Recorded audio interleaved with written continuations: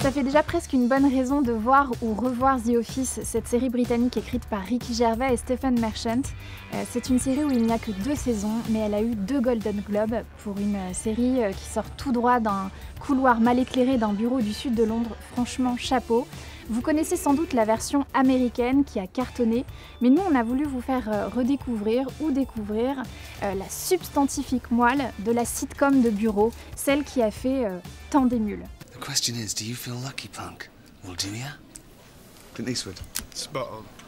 D'ailleurs, c'est la meilleure sitcom anti-sitcom. On parle de faux documentaire et le terme exact, c'est soap doc. Parce qu'en fait, les personnages vont s'exprimer face caméra. De temps en temps, ils racontent vraiment le bilan de leur vie de bureau. Et la série porte sur ça. Elle raconte cette vie d'entreprise qui fabrique du papier. Ce décor est totalement sans charme. Et en plus, il n'y a aucune attention esthétique. En fait, les cadrages sont un peu malaisants. Il n'y a pas de bande son de rire. Donc, comme ça fait pas très envie. Baby is gone, she's gone, yeah. Gone away. She's gone, yeah. She's just gone away. Woo. She's gone, yeah. That's brilliant. Yeah.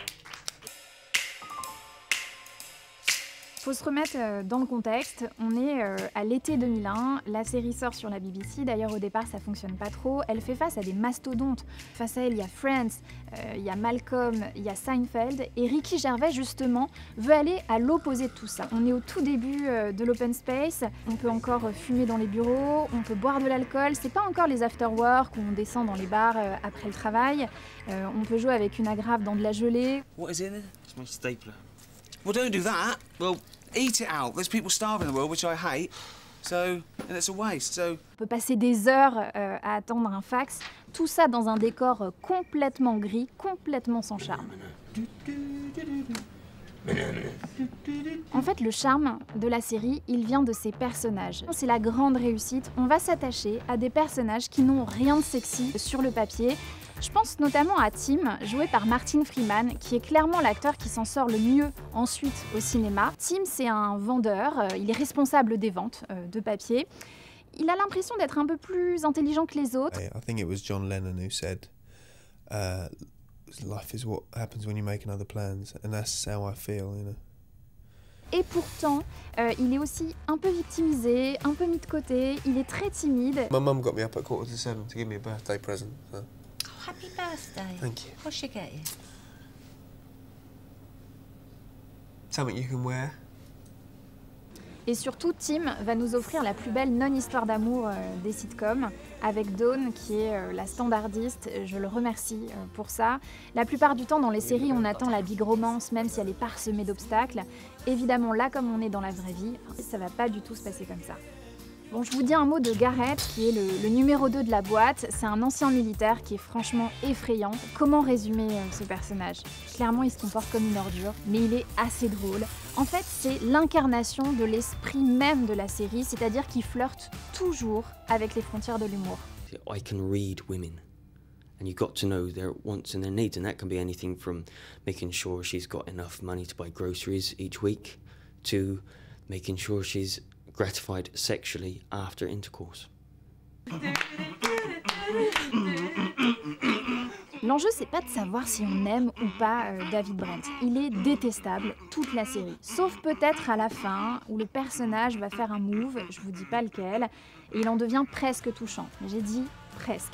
D'ailleurs, 10 ans après la sortie de la série, Ricky Gervais dira qu'il s'est inspiré d'Homer Simpson.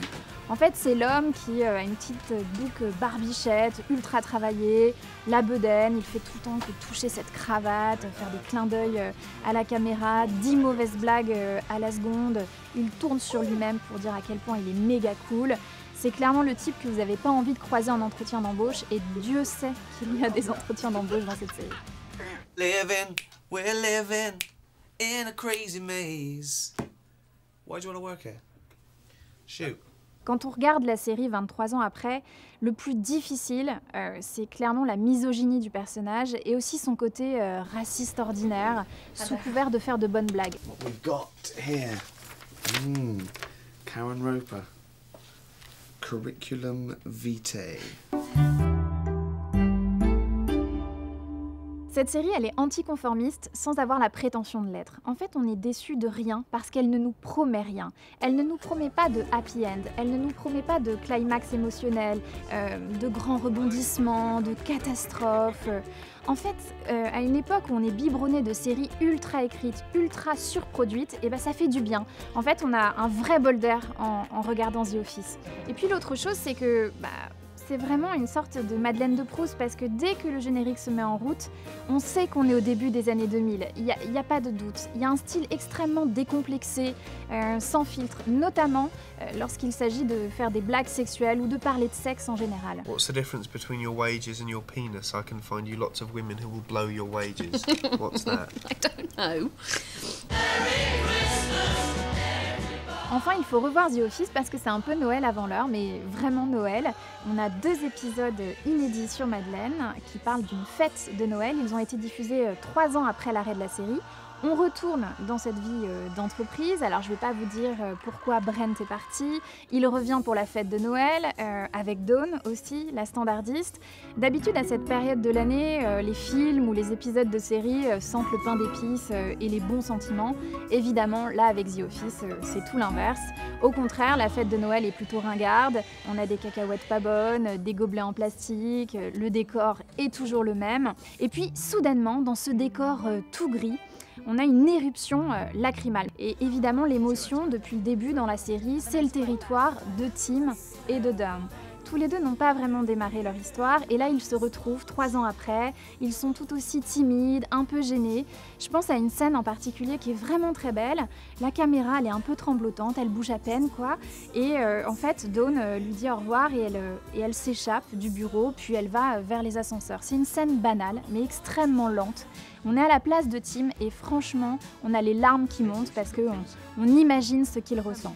Et puis surtout, ils vont nous offrir une 2e scène de baiser monumentale, mais vraiment le vrai baiser. Celui qui peut vous arriver là tout de suite maintenant si vous regardez cette vidéo dans un bureau par exemple.